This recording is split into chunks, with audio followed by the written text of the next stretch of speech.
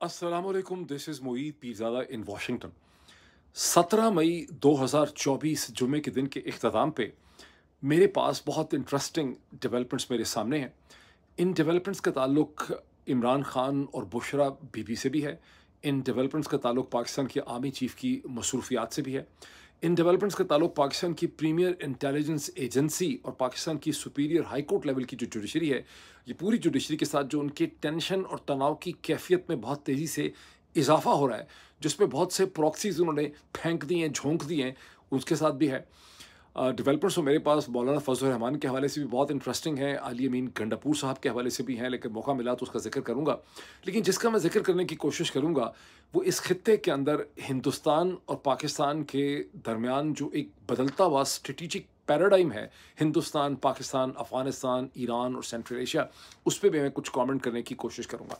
तो लेकिन शुरू करता हूँ मैं, मेरे पास बहुत सी यहाँ लिखे हुए पॉइंट्स हैं, इजाज़त दीजिए कि ज़रा थोड़ा देख-देख के करता चला जाऊँ।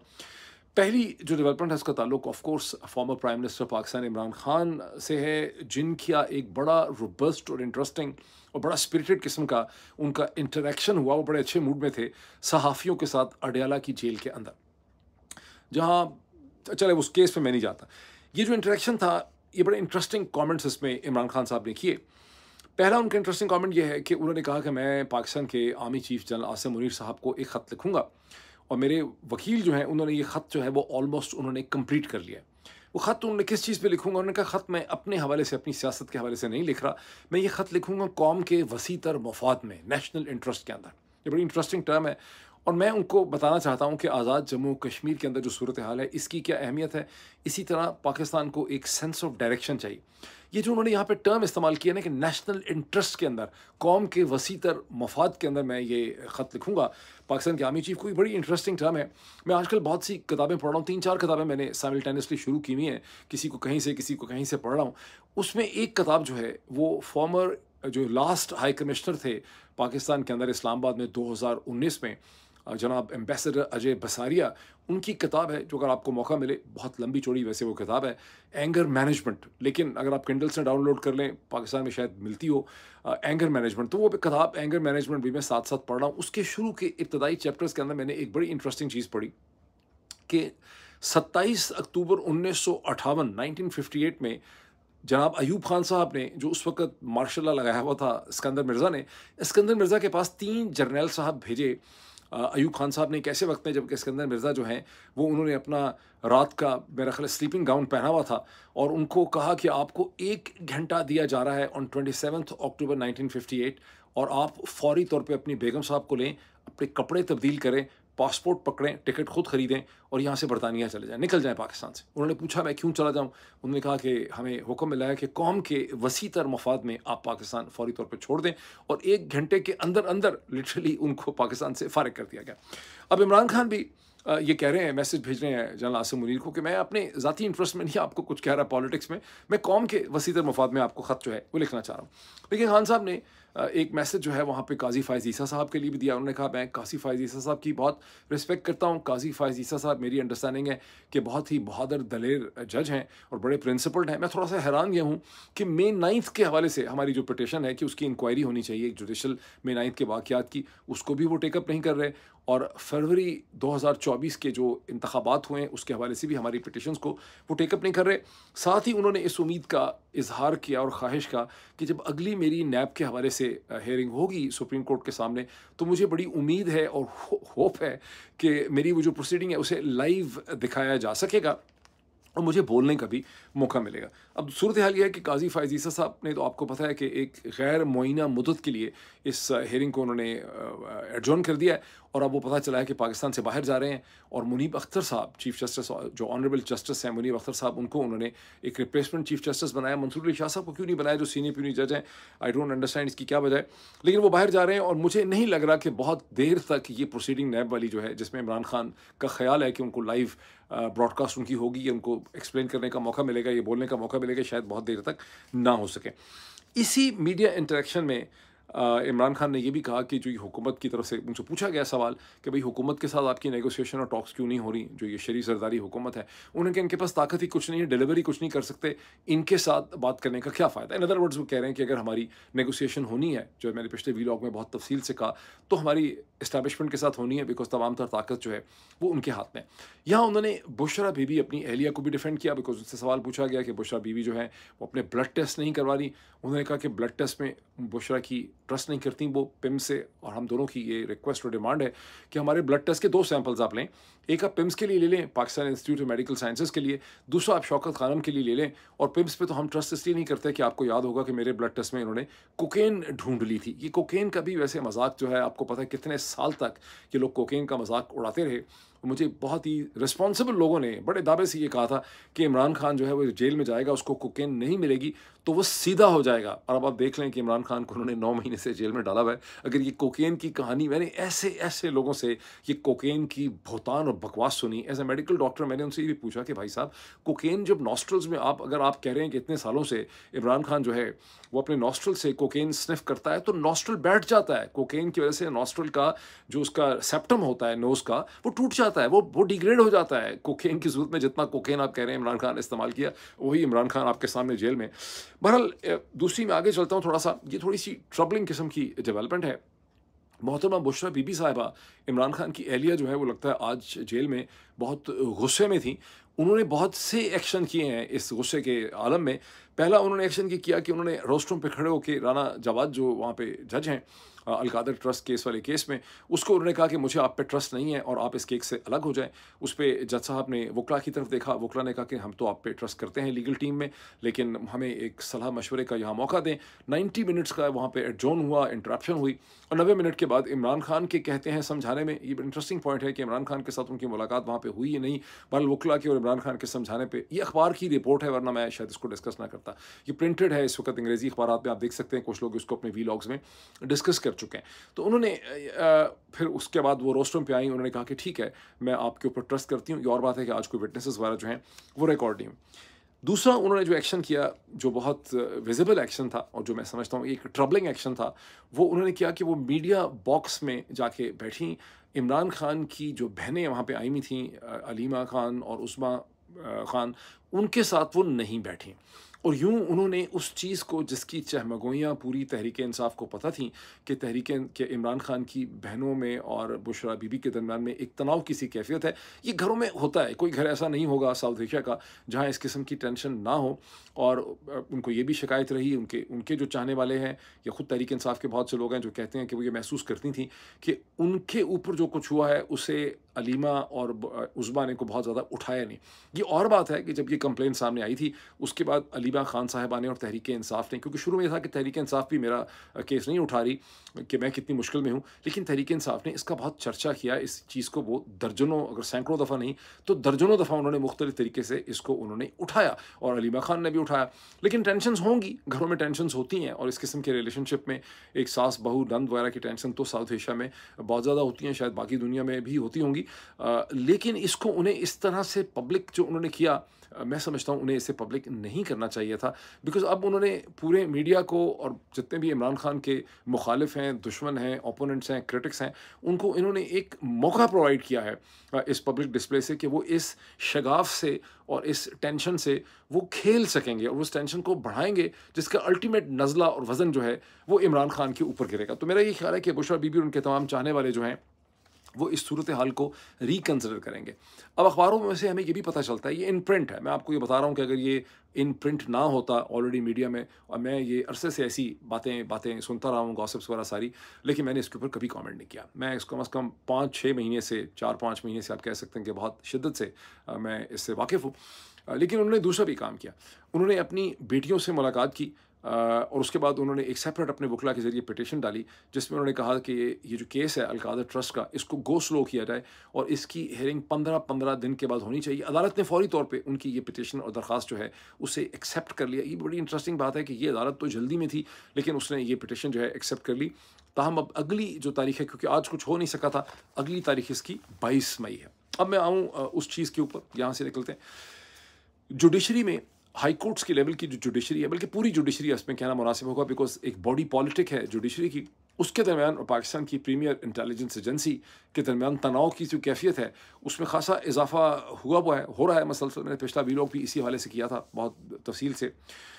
इसका जो पब्लिक पोज़ीशन और डिस्प्ले है, वो अब तक उसमें कौन-कौन लोग पार्टिसिपेट कर चुके हैं। सेनेटर फैसल वाड़ा साहब ने के बाद इसमें मुस्तफ़ा कमाल साहब पार्टिसिपेट कर चुके हैं।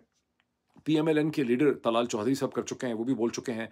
ऑन अब्बास आईपीपी इस्तेहकाम पाकिस्तान पार्टी, ज़ाहिर है इस्तेहकाम देने वाली पार्टी है कौम के वसीतर मफाद में, वो भी इस पे पोजीशन ले चुके हैं जुडिशरी के खिलाफ। और कामरान टसोरी साहब जो हैं, I think former governor of Sindh, वो भी इस पे पोजीशन ले चुके हैं। मुझे पता नहीं गवर्नर थे क्या थे, मतलब he so uninteresting a character for me. बहरहाल कामरान टसोरी साहब भी इस पे पोजीशन ले चुके हैं। ये सारे वो प्रॉक्सीज हैं जिन्हें पाकिस्तान की प्रीमियर इंटेलिजेंस एजेंसी जो है, अपने पॉइंट ऑफ व्यू को, दुखड़े को सामने लाने के लिए और पाकिस्तान की सुपीरियर हाई कोर्ट जुडिशरी जो है, उनके ऊपर हमला करने के लिए इस्तेमाल कर रही है। एजेंसी ये क्यों कर रही है? उसकी बहुत बड़ी वजह ये है बेसिकली तौर पे कि एजेंसी बेचारी जो है, उसकी एक लिमिटेशन ये है कि वो खुद प्रेस कॉन्फ्रेंस कर नहीं सकते। वरना वो इस वक़्त इतने गुस्से में हैं और इतना उनको खार चढ़ी हुई है कि हमने बाबर सत्तार को फिक्स करना है, बाकी सारे हाई कोर्ट के जजेस को हमने करना है। ख़ास करके बाबर सत्तार से तो हमने ऐसा प्रेशर डालना है बाबर सत्तार पे कि हम बाबर सत्तार को हम रेज़िग्नेशन उसका किसी तरह से हासिल कर लें, मजबूर कर दें रेज़िग्नेशन पे। लेकिन वो खुद प्रेस कॉन्फ्रेंस कर नहीं सकते। और आईएसपीआर कर नहीं रहा उनके लिए प्रेस कॉन्फ्रेंस। ये भी आप चीज़ नोट कर लें कि आईएसपीआर इसमें पढ़ना नहीं चाह रहा। आई डोंट अंडरस्टैंड कि इंटरनल डायनामिक्स इनके क्या है।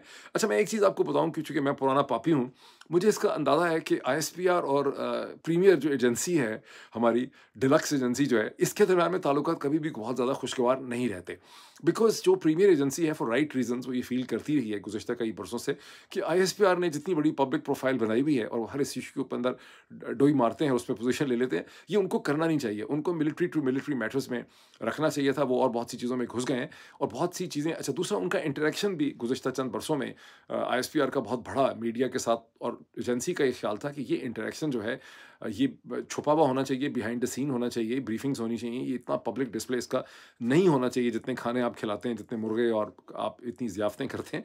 तो वो बहरहाल एजेंसी जो है, उसका पॉइंट ऑफ व्यू आईएसपीआर ने तो दिया नहीं। तो अब एजेंसी ने अपने जितने भी उनके एसेट्स थे, मेरा ख़्याल बचा कोई नहीं है। मतलब वाडा साहब भी इसमें फेंक दिए, मुस्तफ़ा कमाल को भी एक्सपोज़ कर दिया, तलाल चौधरी को भी एक्सपोज़ कर दिया, ओन चौधरी को भी एक्सपोज़ कर दिया, कामरान तसोरी को भी एक्सपोज़ कर दिया। अभी पंक्चर कर दिया इन सबको, उन सबको उन्होंने इस्तेमाल कर लिया। ये वो बैकग्राउंड है जिसमें आप देखते हैं कि काज़ी फ़ायज़ ईसा साहब ने एक 3 मेंबर बेंच को लीड करते हुए आज पहली हियरिंग का आगाज़ कर दिया। सेनेटर सेमरन फैसल वाडा साहब के खिलाफ प्रोसीडिंग का कंटेम्प्ट की। और ये पहला मेरा ख़्याल है सुओ मोटो नोटिस है जो चीफ जस्टिस की हैसियत से काज़ी फ़ायज़ ईसा साहब ने लिया है। As you know fully well कि काज़ी फ़ायज़ ईसा साहब never liked the idea of taking suo motu notices. और इसमें उन्होंने जो नोटिसेस इशू हुए हैं, उसमें आज डिप्टी अटॉर्नी जनरल पेश हुए थे। फैसल वाडा के अलावा यहाँ पर मुस्तफ़ा कमाल साहब को भी नोटिस जो है वो इशू हो गया। अब जो बाकी मैंने आपको जिन पापियों के नाम आपको बताए हैं, ऊपर तलाल चौधरी साहब का, जिसमें कामरान टसोरी हैं, जिसके अंदर ओन चौधरी हैं, इनको भी क्या नोटिस इशू होंगे, ये क्लियर नहीं है। अलबत्ता ये प्रोसिक्यूशन जो काज़ी फ़ायज़ ईसा साहब कर रहे हैं, इस मामले को ठंडा करने के लिए, जुडिशरी और इसके दरमियान में मामले को ठंडा करने के लिए कर रहे हैं, एक तरह का कैथारसिस के तौर पे, ताकि चीज़ों को कंट्रोल किया जा सके। ये कितनी कमज़ोर अदालती कार्रवाई है, इसका अंदाज़ा लगाएँ कि इसमें फैसल वाडा को प्रोसिक्यूट करने के लिए और मुस्तफ़ा कमाल को प्रोसिक्यूट करेंगे office of the attorney general of Pakistan या डिप्टी अटॉर्नी जनरल। उन्होंने क्या प्रोसिक्यूट करना है? काज़ी फ़ायज़ ईसा साहब खुद भी कुछ नहीं करना चाहते, वो भी कुछ नहीं करना चाहते, और अब काज़ी फ़ायज़ ईसा साहब छुट्टी पे जा रहे हैं। तो ये मसला वहीं स्मोल्डरिंग रह जाएगा। और जो डैमेज कंट्रोल करना चाह रहे हैं काज़ी फ़ायज़ ईसा साहब, मुझे लग रहा है इसमें वो कोई बहुत ज़्यादा कामयाब नहीं होंगे, बिकॉज़ दूसरी साइड पे एजेंसी का गुस्सा बढ़ता चला जा रहा है और जज साहिबान भी बड़े सख्त अंडर प्रेशर हैं, जिसको मैंने पहले भी एक्सप्लेन किया, मैं मज़ीद आपको एक्सप्लेन करता हूँ क्यों। देखिए, मुस्तफ़ा कमाल ने जो प्रेस कॉन्फ्रेंस की और वो उसके बाद ओन चौधरी ने की, उसमें उन्होंने बाबर सत्तार के ऊपर खुल्लम खुला हमले किए, जिसमें उन्होंने पहले तो ये कहा कि जस्टिस बिकता है, वो तो खैर कराची के हवाले से उनकी बात थी। फिर उन्होंने कहा कि जो डुअल सिटीजन्स हैं, चूँकि पार्लियामेंट में नहीं हो सकते, जज साहिबान कैसे डुअल सिटीजन्स हैं। हकीकत क्या है कि बाबर सत्तार डुअल सिटीजन नहीं है, उनके पास सिर्फ एक रेजिडेंट स्टेटस है। पाकिस्तान में लाखों लोग ऐसे रहते हैं, हज़ारों लोग होंगे पाकिस्तान में जिनके पास रेजिडेंट स्टेटस है, और रेजिडेंट स्टेटस पे तो आप ट्रैवल भी नहीं कर सकते, वो पासपोर्ट भी नहीं है, वो तो एक तरह का वीज़ा एंट्री होती है। बहरहाल वो उसको टारगेट कर रहे हैं। अब गोल ये है कि किसी तरह से बाबर सत्तार को इतना फ्रस्ट्रेट किया जाए, इतना बिल्डअप किया जाए कि वो रिज़ाइन कर दें। मुझे मुश्किल लगता है, मेरा नहीं ख्याल ये होने लगा है। अच्छा, अब आगे आ जाएँ इसमें कि यही सूरत हाल लाहौर हाई कोर्ट के चीफ जस्टिस जो हैं शहज़ाद अहमद ख़ान साहब के हवाले से, वहाँ पर भी अगर आप गौर से देखेंगे तो पंजाब एक तरफ 2 किस्म की टेंशन्स हैं। एक तरफ उनकी टेंशन तो चल ही रही है इलेक्शन कमीशन ऑफ पाकिस्तान के साथ। अब उनकी दूसरी टेंशन जो है वो पंजाब हुकूमत के साथ भी चल रही है, जहाँ पंजाब हुकूमत ने जजेस की अपॉइंटमेंट एंटी टेरर कोर्ट्स वगैरह के हवाले से एक कमेटी बनाई हुई है, जिसकी एक बहुत ही नुमायाँ जो इस कमेटी की मेंबर हैं, वो है जनाब मोहतरमा मरियम औरंगज़ेब साहिबा। और उस कमेटी के दरमियान में और लाहौर हाई कोर्ट के चीफ जस्टिस के दरमियान में भी एक तनाव की सी कैफियत है, जिसका आपको अंदाज़ा हो रहा है गुज़िश्ता 24 घंटे में। और अब ये चीज़ बिल्कुल क्लियर हो जाती है रोज़ रोशन की तरह कि ये वुकला की लाहौर के अंदर जो एक प्रोटेस्ट मूवमेंट थी, जिसमें पुलिस के साथ उनका तहस-पटास भी थोड़ा बहुत हुआ था। ये सारी की सारी का बुनियादी मकसद ये था, इन सारी एसोसिएशंस का, कि लाहौर हाई कोर्ट के चीफ जस्टिस को कमज़ोर किया जाए और उन्हें डिफेंसिव पे डाला जाए, जो कह रहे थे कि इलेक्शन के ट्रिब्यूनल जो हैं वो 2 से 8 होने चाहिए। ये बुनियादी झगड़ा था। इसमें आप ये देख लें कि वुकला बहुत अच्छे-अच्छे भी होंगे दरमियान में, लेकिन Supreme Court Bar Association, Pakistan Bar Council, Lahore High Court, इन सब के अंदर इनको खर्चा अच्छा किया हुआ है शरीफ डायनेस्टी ने इनके ऊपर। अब आएँ इस अगली चीज़ के ऊपर, ये भी जुडिशरी से इसका ताल्लुक है। सिंध हाई कोर्ट ने की 2 मेंबर बेंच ने, जिसे चीफ जस्टिस अब्बासी साहब खुद हेड कर रहे थे, उन्होंने एक तहरीक इंसाफ की पिटीशन को डिस्पोज ऑफ किया और उनका शॉर्ट ऑर्डर जो है वो मीडिया को मिला है। ये पिटीशन क्या थी? इसमें तहरीक इंसाफ और सुन्नी इत्तेहाद काउंसिल वालों ने जो पिटीशन की थी, वो ये कि हमें कराची के अंदर जलसा नहीं करने दिया जा रहा। और पहले पूरे अप्रैल के अंदर वो, या पूरे मार्च अप्रैल में वो तो रिक्वेस्ट करते रहे कराची की इंतज़ामिया को, वहाँ के डिप्टी कमिश्नर साहब बहादुर को, कि जी आप हमें इजाज़त दें। उन्होंने इजाज़त दी मुख्तलिफ बुनियादों के ऊपर। अब वो फिर अब आए मई में। अच्छा, इसमें आपको याद होगा कि अ, तहरीक तहफ़्फ़ुज़ आईन पाकिस्तान ने ऐलान किया था कि हम 5 मई को पहला जलसा कराची में करेंगे और दूसरा हम करेंगे फैसलाबाद में 10 मई को। ना 5 वाला हुआ, ना 10 वाला हुआ, अदालत में चले गए। मैंने आपको पहले भी कहा था कि जब पार्टियों को अदालतों से परमिशन लेके जलसे करने पड़े, तो जलसे भी खासे फोके होते हैं, अवामी रद्द-ए-अमल इस किस्म का नहीं होता। बहरहाल अब सिंध हाई कोर्ट की अपनी कमज़ोरी, बेबसी की ये हालात हैं कि उन्होंने अपना ऑर्डर जो इशू किया है, उसमें डिप्टी कमिश्नर को ये कहा है कि हमें लग ये रहा है कि तहरीक इंसाफ को जो आप जलसा नहीं करने दे रहे on the basis of security consideration, ये उनके फंडामेंटल राइट्स की आप नेगेशन कर रहे हैं। और ये सिक्योरिटी का जो आप कहानी दे रहे हैं बड़ी अजीब सी है। अगर सिक्योरिटी की किसी एक दिन मसला था बागे जना में या मज़ार कायद के बाहर किसी जगह, तो किसी और जगह पे आप कर देते। क्या सिक्योरिटी का मसला ख़त्म नहीं हो रहा? और हम आपकी जो ये एविडेंस है सिक्योरिटी प्रॉब्लम की, हमें थोड़ी सी मशकूक इसलिए लग रही है कि 2 मई को वहाँ बाकी दूसरी जमातें जो हैं वो कराची के अंदर जलसे कर रही हैं, लेकिन तहरीक इंसाफ जलसे नहीं कर रही। और डिप्टी कमिश्नर साहब बहादुर को सिंध हाई कोर्ट इतनी कमज़ोर है कि उन्होंने उनको ऑर्डर दिया है कि आप इसे कहते हैं मिलें सारे स्टेक होल्डर से और इसका कोई हल निकालें। कोई डेफिनेटिव ऑर्डर नहीं दिया उन्होंने, एक तरह का आप समझें कि एडवाइस उन्होंने उनको कर दी है डीसी साहब को। अच्छा, डीसी बेचारा अपनी जगह मजबूर होगा, क्योंकि वही ताकतें जिन्होंने जजेस के साथ फटा किया हुआ, वो डीसी बेचारे की गर्दन भी उन्हीं फरिश्तों ने और परियों ने दबाई भी होगी, जिन्होंने हाई कोर्ट्स को अंडर प्रेशर रखा हुआ है। तो ये वहाँ की सूरत हाल है। अच्छा, अब इससे मैं पॉइंट आपको क्या पॉइंट ये है कि आप सिंध हाई कोर्ट की जब सूरत हाल देखते हैं, तो आप देखते हैं कि हाई कोर्ट्स और उनके चीफ जस्टिस और जस्टिस जो हैं, इस सारी सूरत हाल से जो इलॉजिकल है, गैर मंतकी है, उससे जज साहिबान जो हैं वो कितनी बुरी तरह से एम्बैरस हो रहे हैं, ह्यूमिलिएट हो रहे हैं। उनकी इम्पोटेंसी, उनकी कमज़ोरी, उनका inability to deliver justice and provide relief जो है, वो खुल के सामने आ रहा है। ये वजह है जो मैंने पिछले व्लॉग में एक्सप्लेन किया था और मुझे अच्छा मौका मिला इसको दोबारा एक्सप्लेन करने का। ये वजह है कि सबसे ज़्यादा टेंशन जो है वो इस्लामाबाद हाई कोर्ट के अंदर आपको नज़र आती है, जहाँ 7 जज एक तरफ हैं और एक जो चीफ जस्टिस हैं आमिर फारूक साहब एक तरफ हैं। और उसकी वजह में से कोई भी जज ऐसे नहीं है जो कोई इमरान खान के प्रो इमरान होते, प्रो पीटीआई होते, या कोई ऐसे रेवोल्यूशनरी या जियाले होते। मसला ये है कि चूँकि सारा जो वज़न उठाना पड़ा है पिछले 2 बरस में सबसे ज़्यादा केसेस का, जहाँ पर फरिश्ते और परियां जो हैं बड़ी मेहनत करते रहे हैं, वो इस्लामाबाद हाई कोर्ट पे उन्होंने दबाव डाला है, जिसके नतीजे में इस्लामाबाद हाई कोर्ट के जो जस्टिसेस हैं वो बहुत ह्यूमिलिएटेड फील करते हैं, वो बड़े अंडर प्रेशर हैं पब्लिक से, मीडिया से, सोशल मीडिया से, जिसको कंट्रोल करने के लिए बड़ी कोशिश की जा रही है, अपने घरों में, अपने बच्चों के सामने, अपनी बीवियों और अपने ख़ानदान के सामने। तो that is the upward pressure and thrust जो वो डाल रहे हैं। और जो फरिश्ते हैं, प्रीमियर एजेंसी है, उसे इसे समझना चाहिए रैशनली तौर पे कि दबाव हमेशा ही वो डालते रहे, लेकिन पाकिस्तान की, मैं समझता हूँ as a very keen student of Pakistan political history, ये पिछले 2 साल का कोई भी ऐसा चैप्टर नहीं है पाकिस्तान की तारीख का, 2 साल मतलब 20 साल और चीज़ होती है, 30 साल और चीज़ होती है, चीज़ें होती रही हैं, लेकिन इतने छोटे टाइम पीरियड के अंदर जितनी बुरी तरह से जुडिशरी के ऊपर प्रेशर डालने की ज़रूरत पड़ी है फरिश्तों को, कभी उनको पड़ी ही नहीं है, उनको खुद इसका एहसास होगा। इसीलिए एक रिएक्शन जो है, उनको जुडिशरी से आ रहा है, जिसको समझने की ज़रूरत है। अब आएँ पाकिस्तान के ज़बरदस्त फ़ॉरेन ऑफ़िस में। मुझे ना ज़ाती तौर पे मुमताज़ ज़हरा बलोच साहिबा से बड़ी हमदर्दी है मुझे।